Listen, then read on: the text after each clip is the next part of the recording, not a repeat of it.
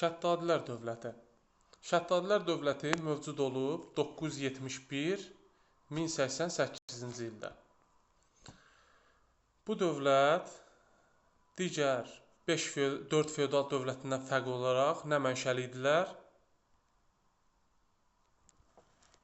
Kürd mənşəli. Şirvanşahlarla Rəvvadilər oldu ərəb, Sadisaları türk, Şəddadilər kürd mənşəli. Şəddadilər dövləti, necə ki biz dedik ya bayaqları, Rəvvadilər, deməli Rəvvadi əmirliyi 8-ci əsrdə yaranmışdı. Burada da Dəbil əmirliyi var. Dəbil əmirliyi yaranmışdı 951-ci ildə. 951 nə yarandı? Dəbil şəhəri bilirsən harda yerləşir? Bu hissədə. 951-ci ildə dedik hansı əmirlik yarandı? Dəbil əmirliyi. Deməli, Şəddadilər nə mənşəli dövlət oldu Rəsul? Şəddadilər. Haç sağ ol. 951-ci ildə sülalənin görkəmli nümayəndəsi olan Salarilər dövlətinin ordusunda xidmət edən Məhəmməd ibn Şəddad Salarilər dövlətinin tabeliyindəki bu Dəbil şəhəri var ha bu hissədə. Və bayaq deyirdi ya, ani Dəbili Yusif ibn Əbüsas tutmuşdu ya, Tiflisi. Həmin o Dəbil şəhəri Dəbil əmirliyini yaratdılar Məhəmməd ibn Şəddad 951. Amma dövlət mövcud olub, yəni Şəddadilər 971-1088. İndi bu dövlət dövrünə düşür Dəbil əmirliyi.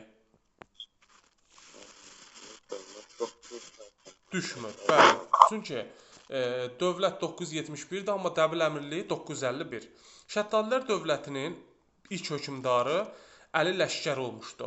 O sonuncu deməli Saları hökmdarı İbrahimin Gəncədəki naibini qovaraq Azərbaycanın şimalında paytaxtı Gəncə şəhəri olan Şəddadilər dövlətini yaratdı.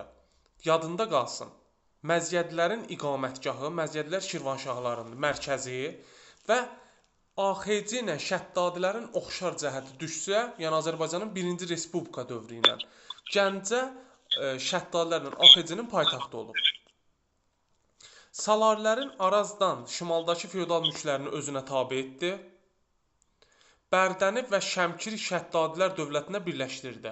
Bərdəni burada görürsən, amma Şəmkir şəhəri burada yerləşir, bu hissədə.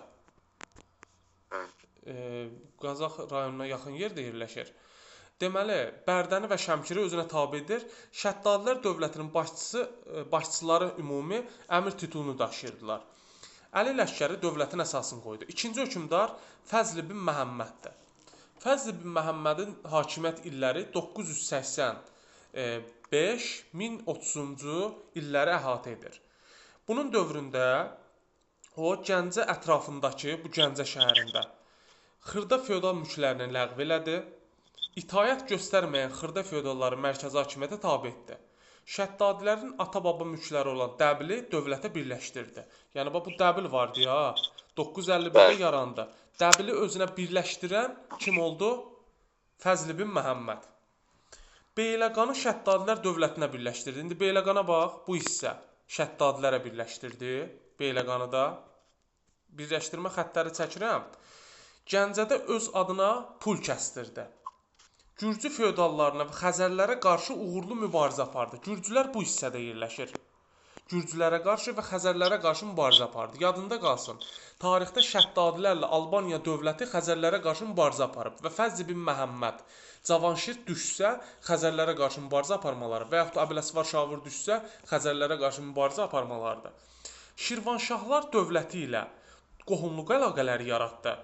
Həmçinin Tiflis müsəlman əmirliyi və Rəvvadilər dövləti ilə Xəzərlərə və Gürcülərə qarşı mübarizə aparır. Yadında qalsın, tarixdə burada, bu hissədə, deməli bu müasir xəritədə göstərilib, Cəbrayıl rayonunun ərazisi burada qeyd olunmayıb. Bu hissədə təxminə, deməli Cəbrayıl rayonu ərazisində Xudafərin körpüsü inşa olunmuşdu. Fəzl ibn Məhəmməd 1027-ci ildə Xudafərin körpüsünün əsasını qoymuşdu. Bu körpü Azərbaycanın şimalı ilə cənubu arasında iqtisadi və mədəni əlaqələrin inkişafında mühüm rol oynayırdı. Xudafərin körpüsü işğaldan azad olunur 2020 18 oktyabr tarixində. Yəni 9-11-ci əsr memarlıq abidələrinə aiddir. Fəzl bin Məhəmmədin göstərişi ilə 1027-ci il Cəbrayıl rayonunda Xudafərin körpüsü ermənilər 1-ci Qarabağ müharibəsində işğal edir. Lakin 2-ci Qarabağ müharibəsi 2020 18 oktyabr tarixində işğaldan azad olmuşdu. Fəzl bin Məhəmməd yadında qalsın, Şirvanşahlarla qohum olur, amma Şəddadi hökmdarı Əbüləsvər Şavur düşman olur. Fəzl bin Məhəmməddən sonra hakimiyyətə Musa ibn Fəzl gəlir. Musa ibn Fəzlin dövründə nə baş verir? Bir dənə hadisə yadında qalsın bunun dövründə. Deməli, 1030-cu ildə ruslar, biz bilirik ki, alanlardır, slavyanlardır, hunlardır, xəzərlərdir, ruslardır, Azərbaycana Dərbənddən daxil olurlar, şimaldan. 1030-cu ildə ruslar Şirvanşahlar dövlətinə hücum edən zaman Musa ibn Fəzl Beyləqanda qiyam qaldırmış qardaşına qarşı Slavyanları köməyə çağırdı. Beyləqan şəhərinin adı tarixdə 2 dəfə çəkilir. Biri müsafirin başçılığı altında 748-752-ci il, biri isə Beyləqan 1030-cu ildə Musa ibn Fəzl, Şəddadi hökmdarı Musa ibn Fəzlin qardaşı qiyam qaldırdı. Bu da Slavyanları Dərbənddən, yəni buradan gəlirdilər Azərbaycana. Çağırdı Beyləqana. Beyləqanda onları məğlubiyyətə uğratdı və qənimət ələ keçirib geri qayıtdılar.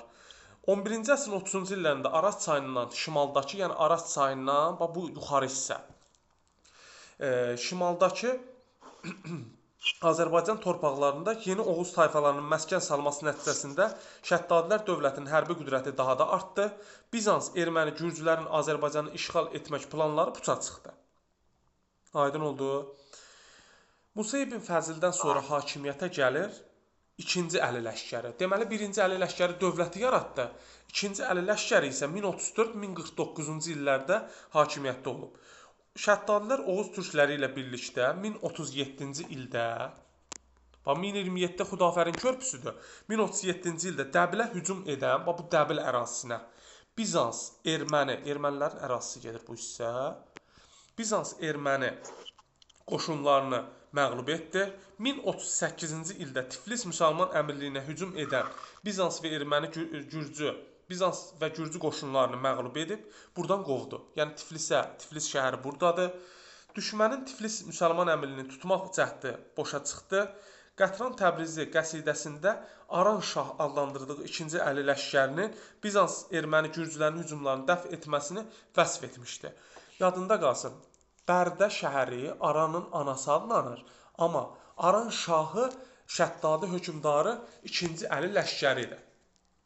2-ci Əli ləşkəri 1048-ci ildə, 1048-də, bu xronologiyalar yadında qalsın, Səlcuq qoşunu Arandan keçərək Şəddadilərlə birlikdə Bizans, Gürcü, erməni hərbi qüvvələrini məğlub etdilər. Bu testdə düşmüşdü. Deməli, Səlcuqlarla müqavilə bağlayan feodal dövlətlərindən Şəddadilərdir. Deməli, Səlcuqların mövcud olub, Səlcuqları biz keçəcəyik. 1038-1157. Azərbaycanda Şirvanşahlar, Şəddadilər, Rəvvadilər mövcud olub. Şəddadilər isə onlarla müqavilə bağlarlar Bizans erməni Gürcü qüvvələrinə qarşı 1048-də. Deməli, 2-ci Əli ləşkəridən sonra hakimiyyətə gəlir Əbüləsvar Şavur 1049-1067-ci ildə. Əbüləsvar Şavur nə etdi? Deməli, o hakimiyyəti illərində mərkəzi hakimiyyət gücləndi, hərbi islahat keçirtdi. Onun hərbi islahatında nizam-intizamlı ordu yaradıldı. Şirvanşahlarla və Gürcülərlə müharibə aparıldı. Bayaq mən bir cümlə dedim. Dedim, Şəddadi hökmdarı Fəzl bin Məhəmməd Şirvanşahlarla dost olub. Əbüləsvar Şavur isə nə etmişdi? Mübarizə aparmışdı. 1054-cü ildə Səlcuq dövləti ilə müqavilə bağlayaraq ona tabe olmuşdu. Yəni, bayaqları mən Rəvvadilərdə dedim. 1-ci Toğrul 1054-də Gəncəyə və Təbrizə yürüş etdi. Həmçinin Tiflis ərazisinə. Tiflis, Gəncə, Təbriz. Təbriz Rəvvadinin paytaxtı idi. Gəncə də Şəddadinin paytaxtıdır. Şəddadi və AXC-nin paytaxtı olub. Deməli, Tiflisə də yürüş edir. 1054-də müqavimətsiz tutdu buranı. Gürcü çarı 4-cü Baqrat Tiflis müsəlman əmirliyini tutmaq məqsədi ilə alanlarla ittifaq bağlayaraq onları Azərbaycana hücuma təhrik etdi. Əbüləsvar Şavur bu yürüşdən qorunmaq məqsədi ilə tədbirlər həyata keçirdi. Yadında qalsın. Alanlar Azərbaycana bir Şəddadilərin dövründə yürüş edib. Bəs bir də hansı dövlətin dövründə yürüş edib? Biz keçmişik bu dərsə. Alanların yürüşü. Alanların yürüyüşü. Bəli. Hansı dövlətin dövrüdür? Albaniya. Ay sağ ol. Dərbənddən daxil oldular. Albaniya və Atropatena ərazisinə hücumlar olmuşdu. Deməli Albaniya ilə Şəddadilərin oxşar cəhəti odur ki, nə olmuşdu? Alanların yürüşünə məruz qalmışdılar. Xəzərlərlə mübarizə aparmışdılar. 1062-ci ildə Gəncə şəhərinin ətrafına hasar və xəndəklər çəkdi. 1063-cü ildə Gəncədə İbrahim Osmanoğlu tərəfindən Gəncə qala qapıları hazırlanmışdı 1063-də. Əbləsvar Şavur Şirvanşahlarla dost oldu, yoxsa düşman oldu?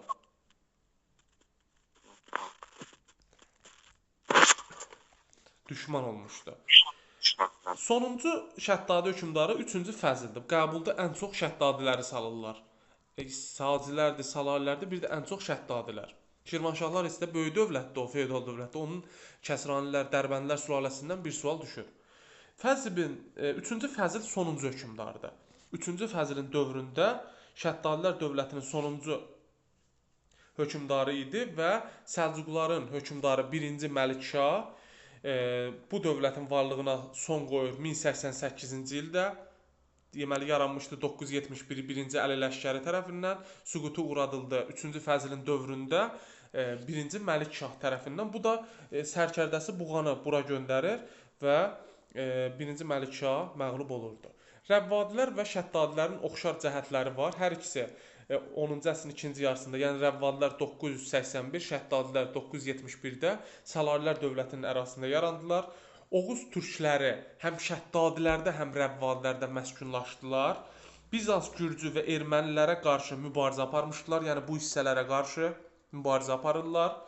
Səlcuqlardan asılı vəziyyətə düşmüşlər və Səlcuqlar dövlət tərəfindən süquta uğradılmışdılar. Hər ikisi 11-ci əsrin ikinci yarısında. Şirvanşahlarla Şəddadilər Araz çayına bax, Şılar dediyi şimaldadır. Şirvanşah Şəddadi, qalan SSR, Sısır nə idi? Rəvvadi, Sadisaları Rəvvadi, cənubda idilər və paytaxtları Ərdəbil şəhəri idi. Şirvanşahlar və Şəddadilər 10-cu əsrin ikinci yarısında Səlcuqlardan asılı vəziyyətə düşdülər. Fəzl bin Məhəmməd və Əbləsvar Şavur Gürcülərə qarşı mübarizə aparıb mərkəzi hakimiyyəti gücləndirir. Tarixdə isə Yusif ibn Əbusac, Mərzban ibn Məhəmməd və Fəzl bin Məhəmməd hansı ərazini tutublar? Bu ərazi var, haradır bura? Ox xəttini göstərirəm, bura haradır? Tam görsəm. Dəbil ərazisi, bəli. Bu indi qaralama düşüb, bura Dəbil ərazisi gedir. Şəddadilər dövləti haqqında da bu qədər.